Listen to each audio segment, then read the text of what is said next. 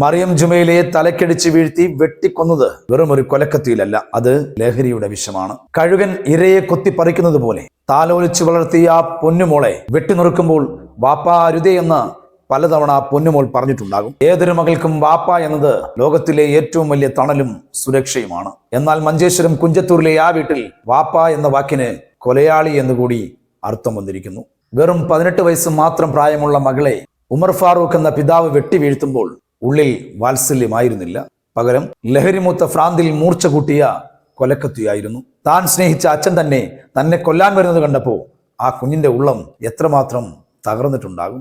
ലഹരി തലയ്ക്ക് പിടിച്ച മനുഷ്യ മൃഗമേ, വെറും മണ്ണായ സ്വത്തിനു വേണ്ടിയുള്ള തർക്കവും ലഹരിമൂത്ത ഭ്രാന്തും ചേർന്നപ്പോ നീ കൊന്നത് നിന്റെ ചോരയെ മാത്രമല്ല, ഒരു പെൺകുട്ടിയുടെ സർവ്വ സ്വപ്നങ്ങളെയുമാണ്. ഇവിടെ തീരുന്നില്ല ഈ ക്രൂരത.